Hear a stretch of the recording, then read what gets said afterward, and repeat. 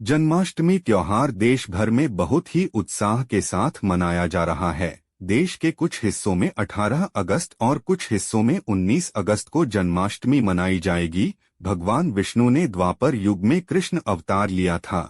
यूं तो कृष्ण की कई लीलाएं मशहूर हैं। उनकी लीलाएं हमेशा ही सबका मन मोह लिया करती थी।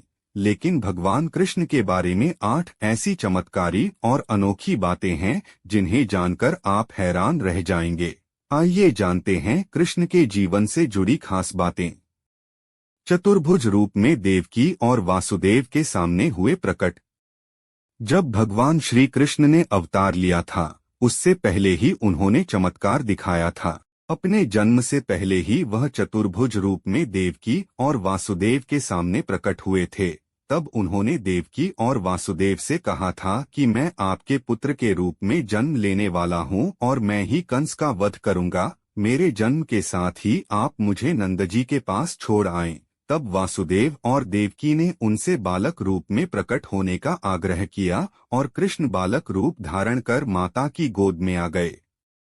श्री कृष्ण ने जैसे ही अवतार लिया, इन्होंने अपने माता पिता की यादों को भुला दिया। वासुदेव और देवकी को यह याद नहीं रहा कि भगवान ने उन्हें चतुर्भुज रूप में दर्शन दिया है और श्री कृष्ण भगवान के अवतार हैं। अपनी माया से श्री कृष्ण ने कंस के सैनिकों को अचेत कर दिया। माता देवकी को घोर निद्रा में सुला दिया। वासुदेव जी श्री कृष्ण की प्रेरणा से अर्धचेतन अवस्था में बाल श्री कृष्ण को लेकर नंदगांव पहुंच गए और वहां नंदराय के पास बालक श्री कृष्ण को सौंपकर वासुदेव जी कंस के कारागृह में लौट आए। लेकिन इन सभी घटनाओं का स्मरण वासुदेव जी को नहीं रहा। जब वासुदेव जी भगवान कृष्ण को लेकर नंदजी के पास जा रहे थे, तब खूब बरसात हो रही थी। इस दौरान उन्होंने यमुना नदी पार की। यमुना का पानी लगातार बढ़ता ही जा रहा था। तब वासुदेव जी ने उस टोकरी को अपने सिर पर रख लिया जिसमें वह भगवान कृष्ण को लेकर जा रहे थे।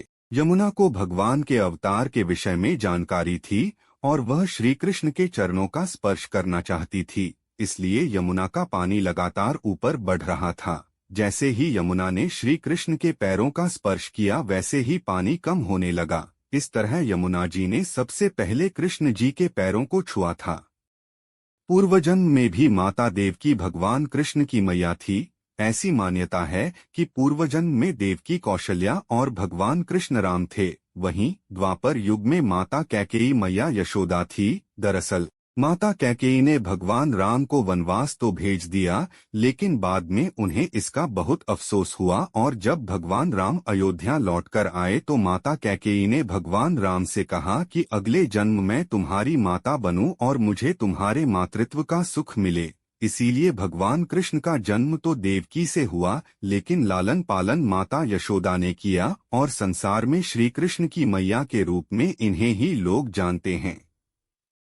भगवान कृष्ण के जन्म के रहस्य के बारे में कोई नहीं जानता था। सिर्फ नंद बाबा ही उनके जन्म के रहस्य के बारे में जानते थे, क्योंकि नंद बाबा के घर भी योगमाया ने उसी समय जन्म लिया था जिस समय श्री कृष्ण का अवतार हुआ था। योगमाया ने नंद बाबा को श्री कृष्ण के आगमन की सूचना नंद बाबा को दे दी थी और कहा था कि वासुदेव जी के पुत्र को लेकर तुम मुझे वासुदेव जी को सौंप देना।